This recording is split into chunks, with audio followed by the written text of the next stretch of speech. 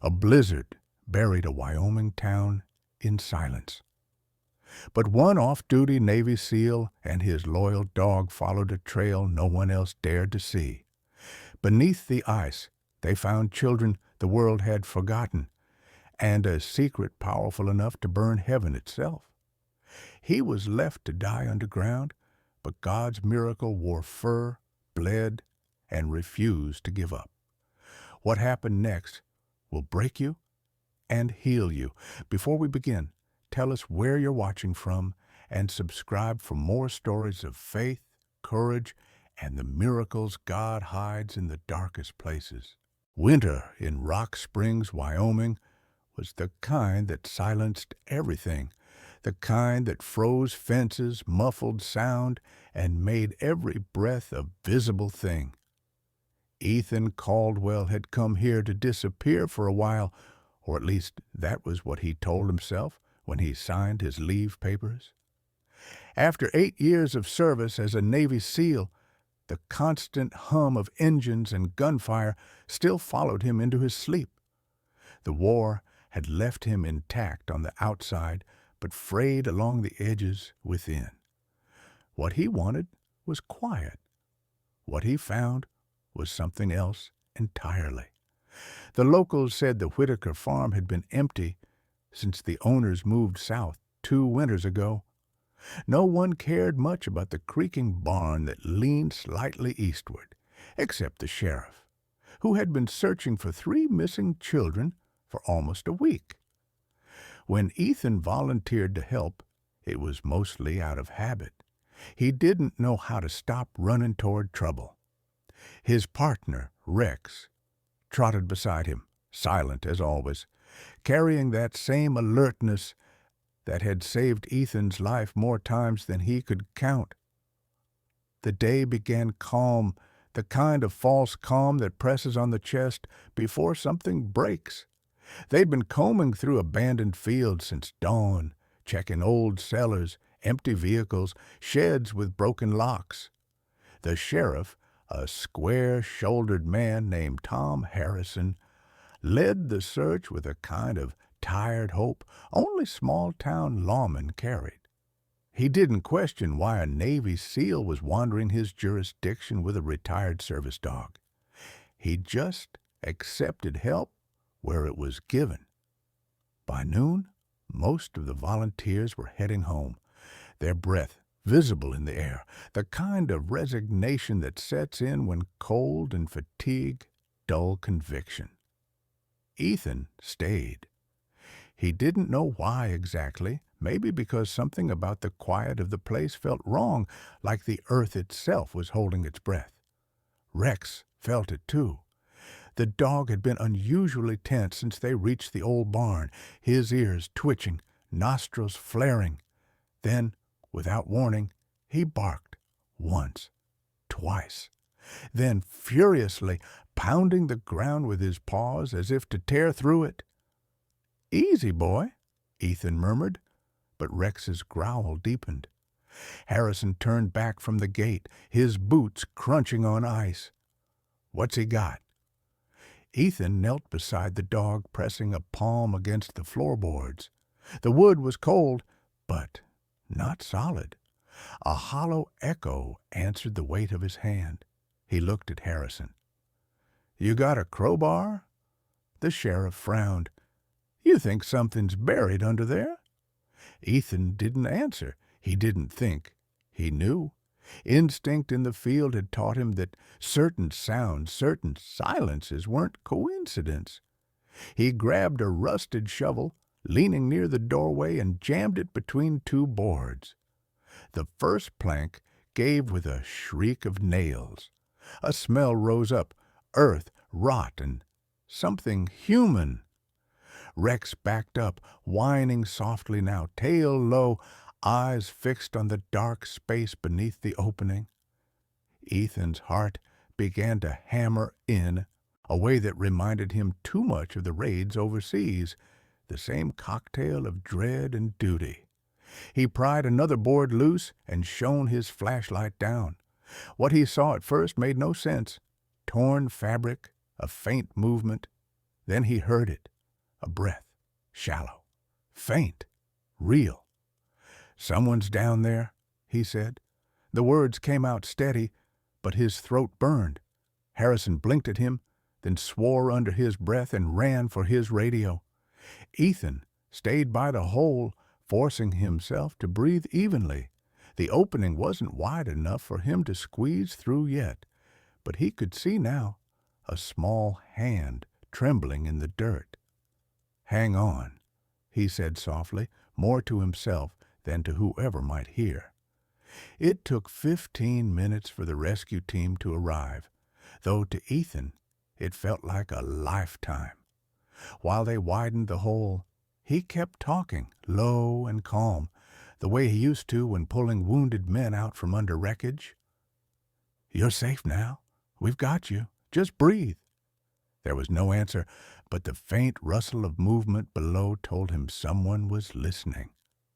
When the boards were finally cleared, Ethan descended into the pit first. The air was cold, stale, heavy with the scent of soil and fear.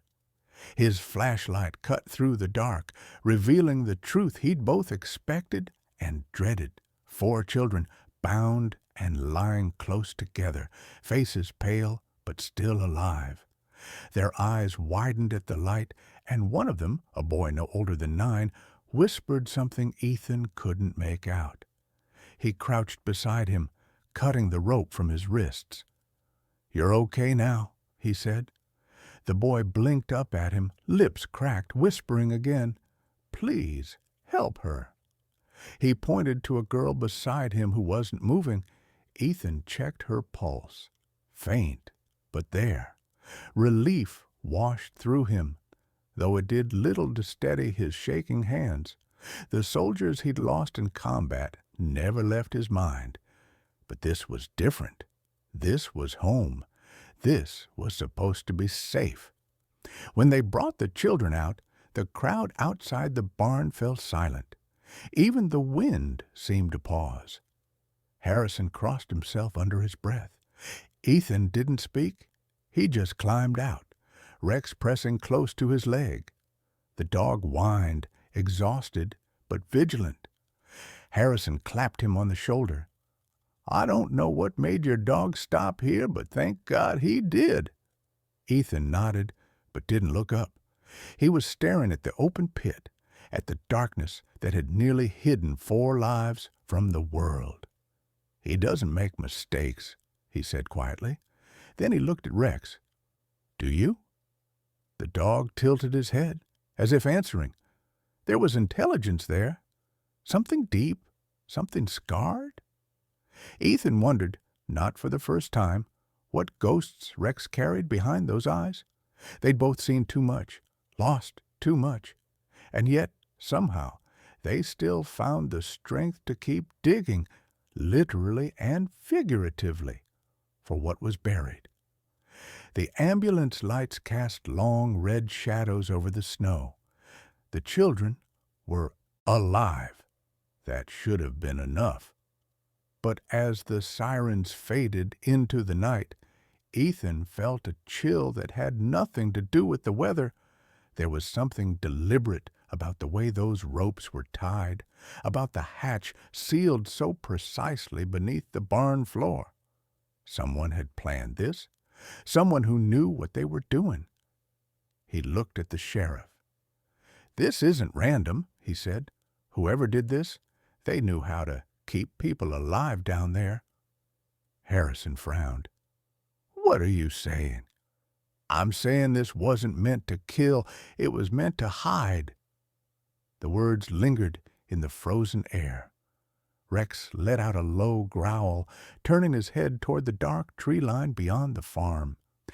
Ethan followed his gaze, but saw only falling snow and the endless silence of winter. He didn't know yet that the storm had just begun. Snow still covered the Whitaker farm the next morning, muffling every sound except the crunch of boots and the distant hum of an approaching ambulance. Ethan hadn't slept. He'd spent the night outside the hospital in Rock Springs, watching through the glass as doctors examined the rescued children. Their faces had been washed, but the fear behind their eyes hadn't faded. He couldn't forget that smell from the cellar, the faint trace of anesthesia. It wasn't random, it was surgical. Sheriff Harrison arrived carrying 2 cups of coffee, steam rising into the cold morning. "You should get some rest, son," he said quietly. Ethan shook his head. "You saw the ropes, Sheriff. You saw how they were tied. Whoever did this wasn't guessing. They knew exactly what they were doing." Harrison sighed, nodding. "Maybe. The state police are sending a forensic team today. Until then, all we can do is wait." Ethan didn't believe in waiting. The military had taught him that hesitation gets people killed. He glanced at Rex, resting near the steps, alert but silent. The dog hadn't relaxed since yesterday. Every creak, every passing car, every new scent made him lift his head, nostrils flaring. Something about this case had gotten under his skin, too. Around midday, a woman walked into the hospital lobby carrying a clipboard and a worn leather satchel. She introduced herself as Dr. Claire Monroe, a pediatrician from Cheyenne, called in to assist with trauma evaluations. Her tone was steady, her movements methodical. Ethan noticed the small tremor in her hand as she flipped through the reports. It wasn't fear, but anger, the kind that comes from seeing too many wounded children. "The sedative used on them," she said after reviewing the file, "is not something easily obtained. It's medical grade and requires certification." Harrison frowned. "So a doctor?" She hesitated before answering. "Or someone with access to one." Ethan caught her eye. "Someone like a vet?" She blinked, surprised by his precision. Yes, that would fit. The thought sank between them like a stone. Dr. Harold Whitman, local veterinarian, well-known, respected, and one of the few people in Rock Springs with the resources to procure controlled substances. Ethan remembered how Whitman had once approached him months ago during a rescue demonstration, asking curious questions about Rex's sensory training. Back then, it had seemed harmless, a professional curiosity. Now, it felt like a thread worth pulling. By evening, the weather had worsened. Wind howled against the hospital windows. Harrison left to coordinate with the state team, leaving Ethan and Rex by the hallway outside the children's ward. One of the rescued boys Ethan now knew was named Noah Benson. The boy had woken briefly, terrified but lucid enough to whisper something to the nurse before falling asleep again. When Dr. Monroe returned, she handed Ethan a note folded in half. "He asked me to give you this." In shaky handwriting, the paper read, "The man had gloves. He said the dog would find us. He laughed." The words chilled Ethan more than the cold outside. Someone had known Rex was searching even before they arrived. Someone confident enough to mock the idea of being caught. That meant observation, planning, control. He looked at Dr. Monroe. "You should post guards at the room. Whoever did this might want to clean up loose ends." She nodded, her eyes sharpening with the same grim understanding. As the night deepened, Rex grew restless again. He paced near the door, head lowered, ears pricked toward the corridor. Ethan followed the line of his gaze and saw nothing. Just empty hallway, fluorescent lights humming softly. Still, the dog's instincts were rarely wrong. "You smell something?" Ethan whispered. Rex gave a quiet grunt, the kind that once meant danger overseas. Ethan rose, hand instinctively resting on his sidearm. He moved toward the door, every sense tuned the way it had been in combat. He opened it slowly. Nothing. Just the faint scent of sterilizer and cold air. Then, at the far end of the hallway, a man turned the corner, tall, wearing a white lab coat, moving with calm precision. Dr. Harold Whitman. He smiled when he saw Ethan. "I heard about your find, Officer Caldwell. Miraculous work, truly. Those children were lucky." His voice was even, his expression unreadable. Rex didn't buy it. He let out a low growl, deep and guttural, teeth bared slightly. Whitman paused, glancing at the dog. "Still a sharp one, I see. Must have quite the nose." Ethan stepped forward. "What brings you here, Doctor?" "Professional curiosity," Whitman replied. "When I heard the children were sedated, I thought perhaps my expertise might help. I've handled animal cases with similar compounds." Ethan felt the chill crawl up his spine. The man spoke too easily, too comfortably about drugs that could kill.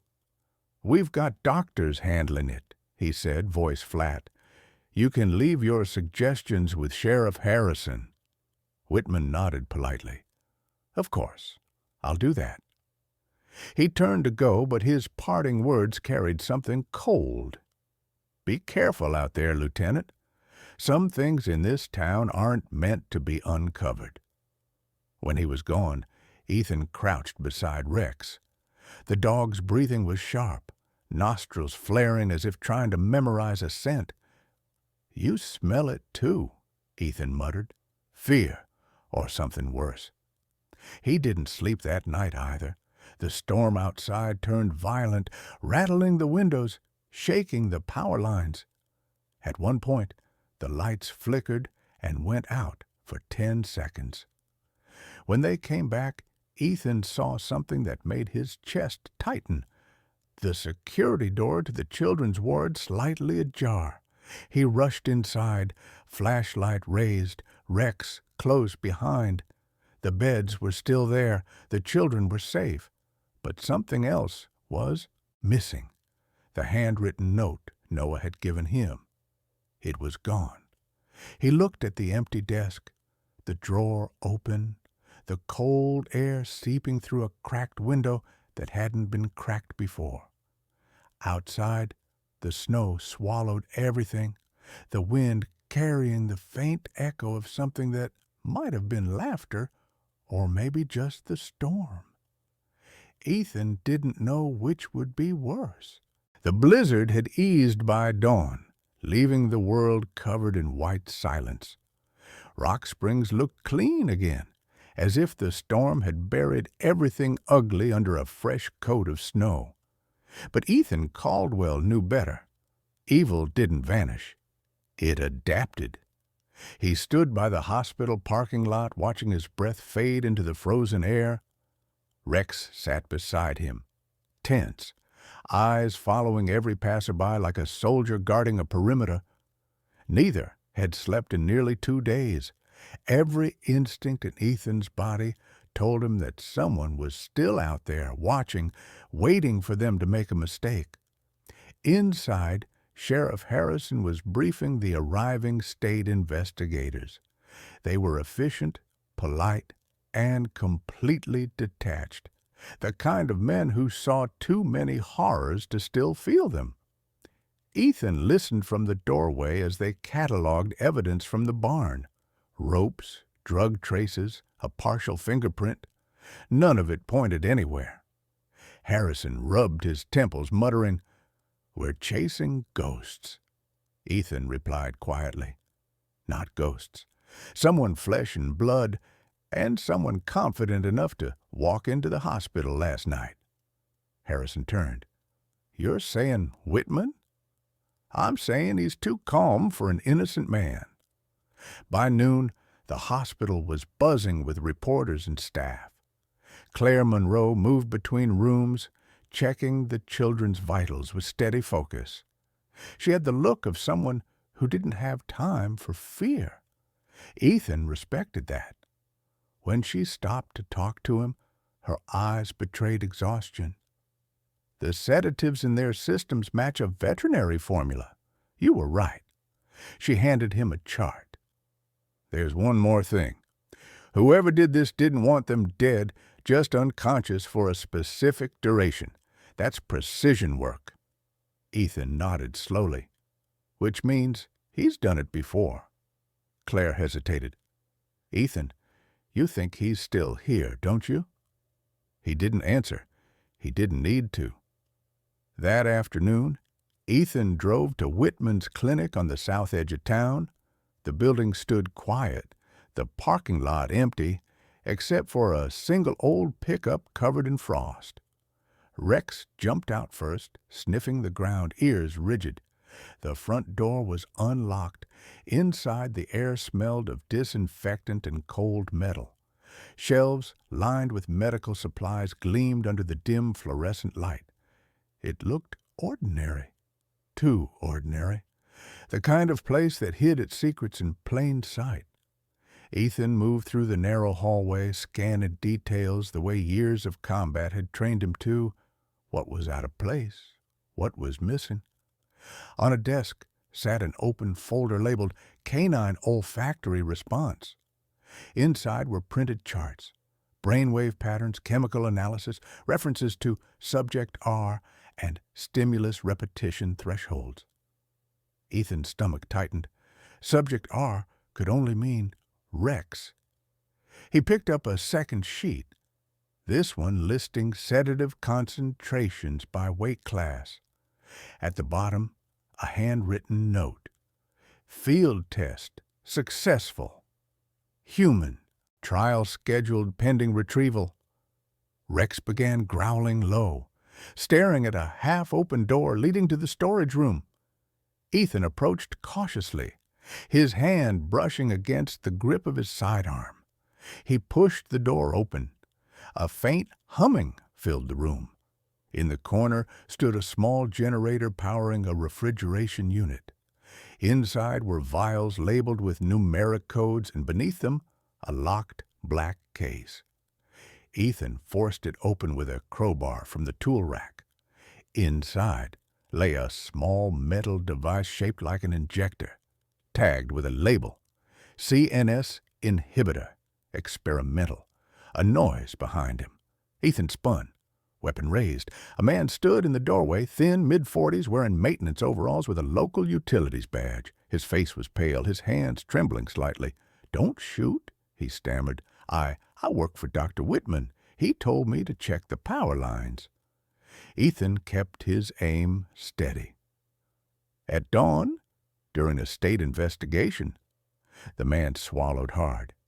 "He said the freezer needed to stay on." Ethan lowered his weapon slightly. "What's your name?" "Mark," the man muttered. "Mark Delaney." Ethan studied him. There was fear there, but not guilt. The kind of fear that comes from realizing too late that you've been part of something wrong. "When was the last time you saw him?" Mark hesitated. 2 nights ago. He loaded a truck. Said he had to move some samples before the inspection." Ethan took a step closer. "What kind of samples?" Mark shook his head. He didn't say, but he was different, cold, like he wasn't the same man. Rex barked suddenly, cutting him off. Through the front window, headlights flashed.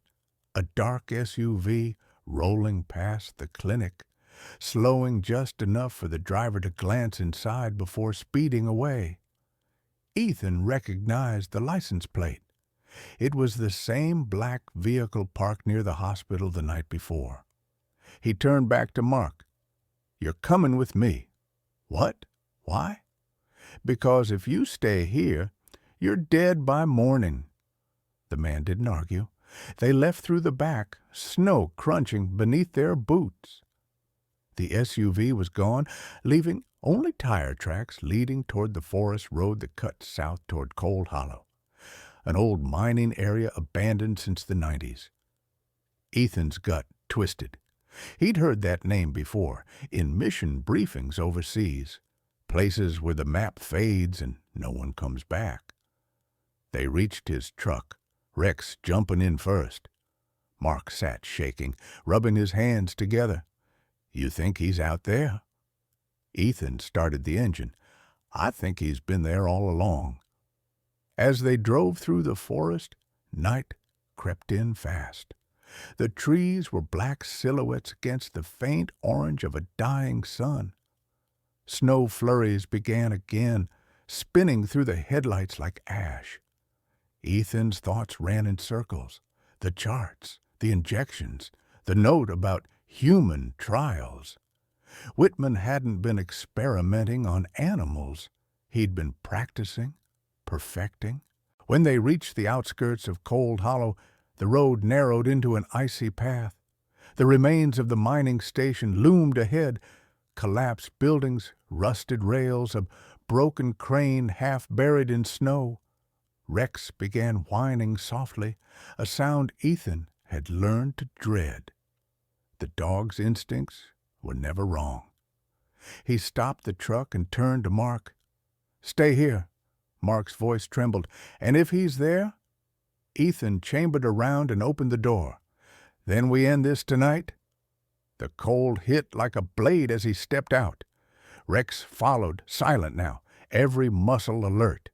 They advanced through the ruins, flashlights cutting narrow tunnels of light through the dark. Then, from somewhere ahead, came a faint sound, a metallic clang, then a low echoing hum. Ethan froze. It was coming from underground. He moved closer, crouched beside an old elevator shaft, the sound growing clearer. It wasn't machinery. It was rhythmic, controlled, breathing. Someone was down there. Ethan switched off his flashlight, letting the dark swallow him. He whispered to Rex, "You hear it too?" The dog tilted his head, then growled low, hackles raised. A thin draft of warm air rose from the shaft, carrying with it a scent Ethan recognized instantly: antiseptic, iron, and fear. He reached for his radio to call Harrison, but stopped when a faint beam of light flickered from below, sweeping upward for a moment like a signal. Someone had just turned on a lamp down there. Ethan leaned over the edge, and for the first time since the barn, he saw movement. Shadowed figures, deliberate, unhurried, and unmistakably human. He drew back slowly, pulse hammering in his ears. "He's here," he whispered. Rex's eyes glinted in the dark, steady and fierce. Somewhere below, a door slammed. Then, faint but distinct, came a voice Ethan would never forget. "Well done, Lieutenant. You found me." The entrance to the Cold Hollow mine was nothing more than a gash in the side of a frozen hill, half hidden beneath years of snow and silence. Ethan Caldwell crouched low, scanning the hollow with his flashlight dimmed. The beam caught the edge of old warning signs. Danger, unstable shaft. But the footprints leading inside were fresh, pressed deep and purposeful. Rex waited beside him, silent, his breath rising in steady clouds. Behind them, Mark Delaney sat shivering in the truck, too frightened to speak. Ethan didn't blame him. Once you crossed the threshold into darkness, there was no guarantee of coming back the same.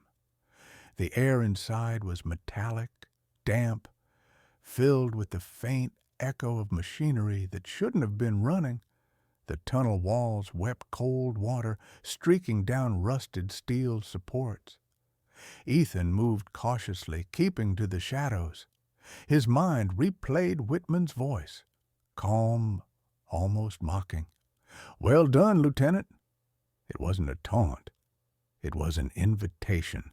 Whitman wanted to be found. That thought unsettled him more than any ambush ever had. Deeper in, the air grew warmer, the ground smoother, cleared recently. This wasn't an abandoned mine anymore. It was a laboratory disguised as decay. Rex's head lifted, ears twitching. The dog's instincts flared, the faintest growl rumbled in his chest. Ethan stopped, scanning ahead. A single light glowed behind a metal door, flickering faintly. He moved forward, pressed his ear to the steel. Behind it, faint breathing. multiple people. He gestured to Rex to stay low and forced the latch open with controlled pressure.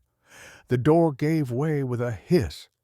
Inside, the light revealed a small subterranean room lined with medical equipment, IV stands, oxygen tanks, monitors still humming. On a cot in the corner lay two unconscious children, both attached to saline drips. Ethan's pulse quickened. They were alive. He stepped closer, checking for injuries. Their skin was pale but unbroken, their chests rising shallowly. The sedative smell was unmistakable, Whitman's signature. He was still experimenting, still playing God. Ethan turned as a sound echoed from a side corridor. Soft steps, deliberate, too controlled to be an accident. He motioned Rex to flank left and drew his weapon. A figure emerged, holding a flashlight low. Dr. Harold Whitman. His expression was serene, almost welcoming. "You made good time," he said softly. "I was beginning to think the snow would claim you." Ethan kept his voice level. "It's over, Doctor. Step away from the kids." Whitman chuckled, the sound hollow in the confined air. "Over? You think I did this out of cruelty? These children were dying before I found them.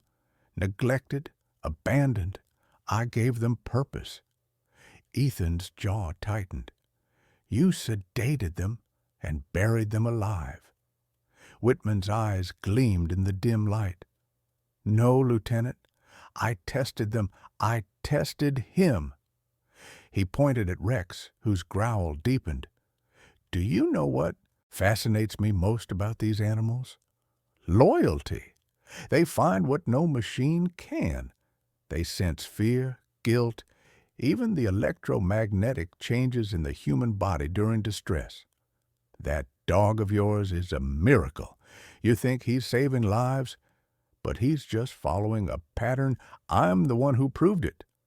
Ethan took a step closer, weapon steady. "You're done proving anything.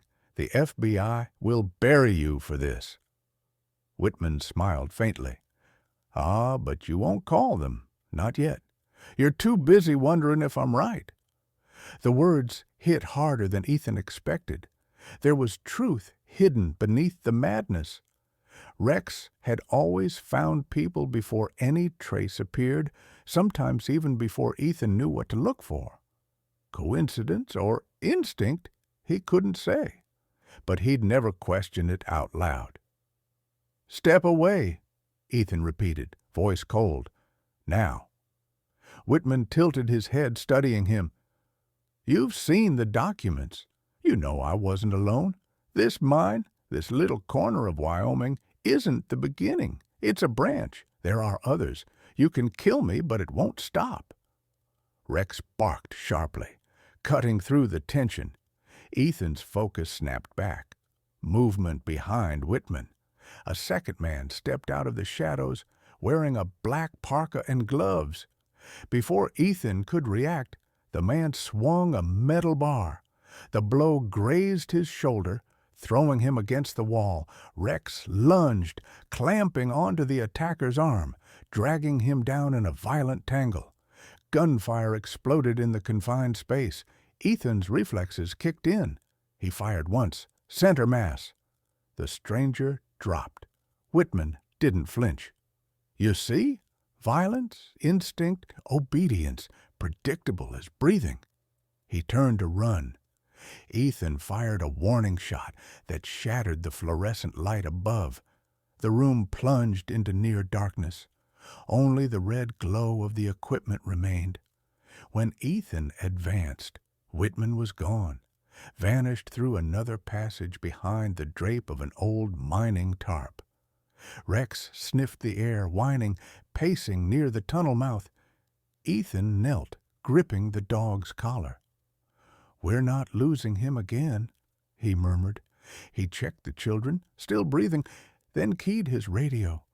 Static. The signal couldn't reach through the mountain. They were on their own. He picked up a fallen flashlight. Following the faint trail of blood, Whitman had left in his flight. The tunnel forked ahead, one path descending sharply, the other curving toward what looked like an old freight shaft. The air was thick with heat and chemical residue. Rex led him down the left passage. The hum of machinery grew louder. They reached a cavern-sized chamber lit by hanging lamps. In the center stood a makeshift workstation surrounded by boxes and open containers, medical records, test tubes, cages. On the wall, a whiteboard scrawled with chemical formulas and coordinates. Ethan's eyes caught a folder stamped Cold Hollow Project Phase 2. Inside were photos of children from various towns, timestamps, medical data, all marked missing. He barely had time to process before a sharp sound echoed behind him, a metallic click followed by the unmistakable hiss of pressurized gas. Ethan spun.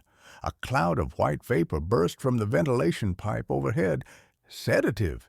His throat tightened, vision blurring. "Rex, out!" he barked.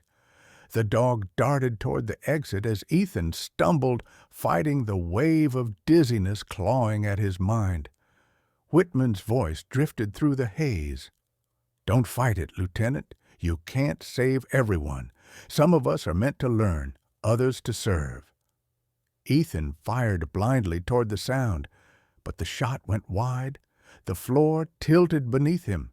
He collapsed, catching the edge of the table as the world dimmed. The last thing he saw was Rex at the doorway, snarling, refusing to leave. Then, blackness. When Ethan opened his eyes, he was no longer in the mine. A faint orange light flickered against concrete walls. His hands were bound. The air smelled of fuel and blood. Across from him, Whitman stood calmly, adjusting a gas lantern. "I didn't expect you to wake so soon," the doctor said, "but perhaps it's better this way. You'll see what I've built. You'll understand." From somewhere beyond the chamber came the muffled echo of Rex barking, furious, desperate, still searching. Whitman smiled faintly. "Your dog is extraordinary. Let's see how far loyalty goes before it breaks." And with that, he turned the lantern higher, revealing what lay behind him, something large, metallic, and breathing. When Ethan Caldwell woke, the first thing he felt was heat. The second was the weight of chains biting into his wrists. The cold concrete floor beneath him trembled with a low mechanical hum. He was no longer inside the narrow tunnels of Cold Hollow, but in a reinforced chamber, a part of the mine he hadn't seen, deeper, hidden. The air was thick with fuel and something chemical, sharp enough to sting the back of his throat. Rex was nowhere in sight, only the faint echo of his barking somewhere beyond the steel door. Across the room, Dr. Harold Whitman adjusted a valve connected to a series of tanks. The lantern light danced across his face, making his expression unreadable. "Don't struggle," Whitman said calmly. "You'll only reopen your wound. I need you awake for this." Ethan forced himself upright against the wall, vision steadying. "You think this is how it ends, Doctor? You're cornered. The cops are coming." Whitman smiled faintly, the kind of smile that came from someone who believed he had already won. "No, Lieutenant. They'll come, yes, but they'll find nothing but ash and theories. Everything I built here will move on without me. I'm merely a messenger of what's next." He walked toward a metal table covered in notes, diagrams, and data drives. Ethan caught glimpses of chemical charts and organ scans labeled with alphanumeric codes. One stood out, R01 Neural Synchronization Trials. Beneath it, in neat handwriting, a note read, "Subject R response exceeded baseline. Cognitive mirroring confirmed. Rex." Whitman followed Ethan's gaze and nodded. You see now? You've spent years believing in instinct and courage, in the sacred bond between man and dog. But what if that bond was more than emotion? What if it was neurological design? Military breeding programs began the work years ago. Conditioning, genetic selection. I merely perfected the link. Ethan clenched his jaw. You turned loyalty into a lab test. Whitman's tone softened. You call it loyalty. I call it evolution. When Rex found those children, it wasn't faith. It was programming, responding to biochemical cues. I've seen his scans, his patterns of behavior. Even now he's tracking you through pheromone memory. Remarkable, isn't it? Outside the door, the sound of claws scraping against metal grew louder. Rex was close. Ethan's pulse quickened. You don't understand what you've created, he said. You think you're studying obedience, but what you've unleashed is devotion. And that doesn't break. Whitman's smile flickered. We'll see. He pressed a button on a nearby console. The steel door slid open, and Rex burst through, growling, eyes sharp in the lamplight. Chains clinked as Ethan pulled himself up. Whitman didn't move. He simply raised a small remote in one hand. Sit, he commanded. For a split second, Rex froze. His muscles twitched, body trembling, as if caught between two instincts. Ethan felt his throat tighten. Don't you listen to him, he said quietly. Look at me. Whitman pressed another switch. A high-pitched tone filled the air, ultrasonic, almost imperceptible but powerful. Rex let out a pained whimper, staggering backward. The sound was a weapon, tied to neural conditioning frequencies.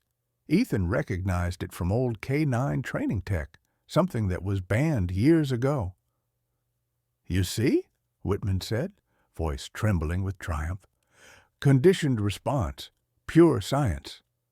Ethan gritted his teeth, focusing through the pain in his shoulder. Science without soul destroys itself.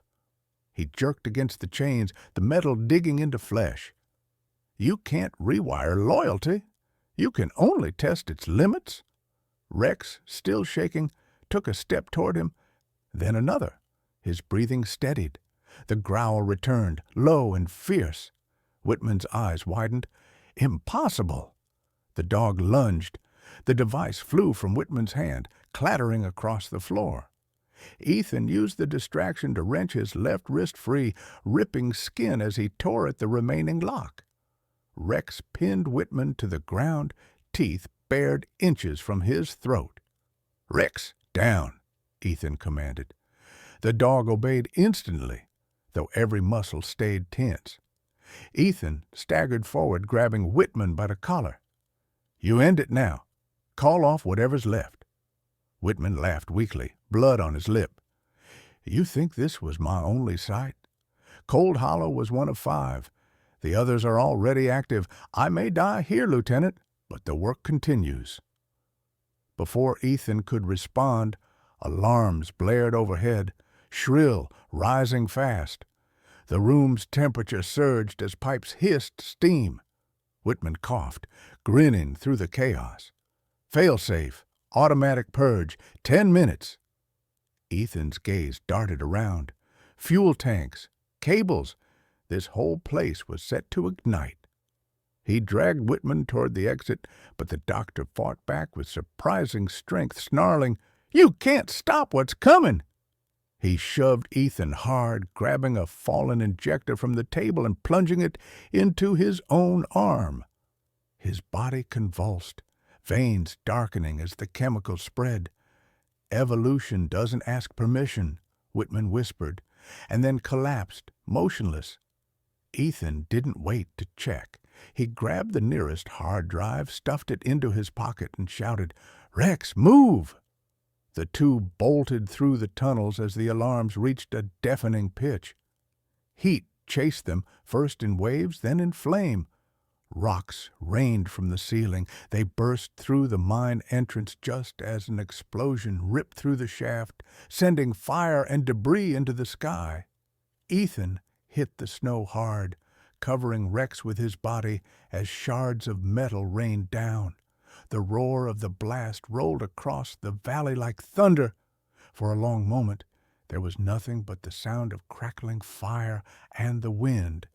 Then Rex stirred beneath him, licking his hand. Alive. Ethan pushed himself upright, coughing through the smoke. Behind them, the entrance to Cold Hollow collapsed inward, sealing whatever secret still remained inside. He looked down at the dog beside him, who stared back with calm, steady eyes. "We did it," Ethan said, voice barely a whisper. But even as he spoke, he knew it wasn't over. Whitman's words echoed in his head. 5 sites. The thought lodged deep in his chest like a warning. In the distance, sirens wailed. Sheriff Harrison's convoy approached through the storm, headlights cutting through the rising smoke. Ethan stood, wincing from the pain in his shoulder, and turned toward the horizon. The sun was breaking through for the first time in days, pale but real. He looked down at Rex. "Let's go home, partner," he said. But in his heart, he already knew. Home was wherever the next trail began.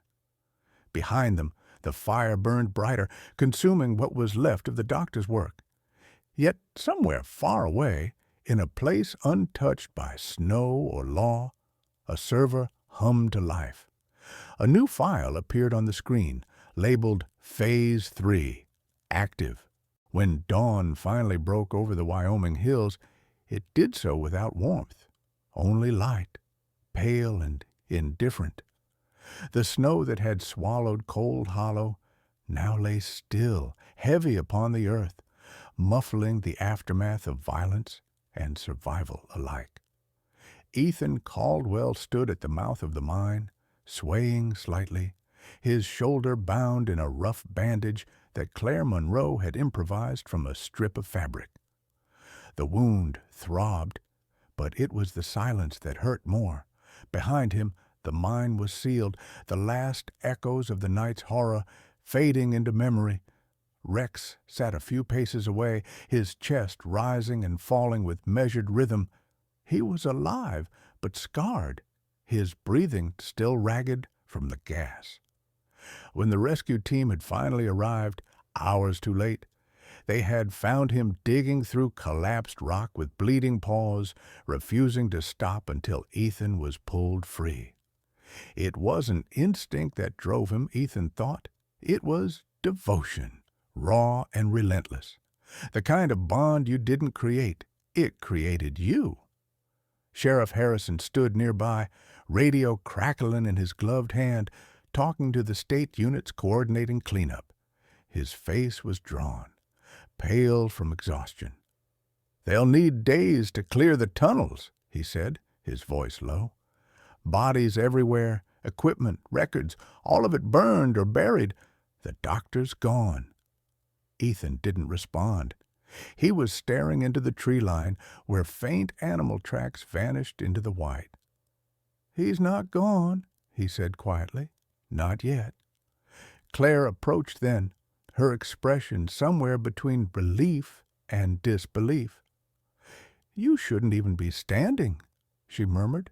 "The sedative could have killed you." Ethan gave a thin smile. "It didn't." She folded her arms. "You're impossible. Only to people who think the fight ends when the smoke clears." She didn't argue. She'd seen what he saw down there, Whitman's obsession, the machinery, the notes that spoke of Phase 3. The horror wasn't finished. It was paused. Hours passed as the sun climbed reluctantly into the sky. By midday, Harrison called Ethan aside. "We found something," he said, handing him a half-melted hard drive, pulled from the wreckage of Whitman's workstation. "Maybe it holds whatever's left of his records." Ethan turned the device over in his hand. cold metal biting his skin. If it does, then we'll know where he's going next. Harrison exhaled heavily. And if it doesn't, then we wait. And when he resurfaces, we'll be ready. That evening, back in town, the hospital lobby buzzed with reporters, volunteers, and grateful parents. The children rescued from the mine were recovering slowly, their memories fragmented. None of them could describe how they'd been taken or by whom. Trauma had wiped clean the faces of their captors. Still, the sight of them sitting upright, alive, was enough to silence even the most hardened soldier. Ethan stood outside the glass door, unwilling to step inside. Claire found him there, holding a cup of untouched coffee. "They asked if you'd visit," she said. Ethan shook his head.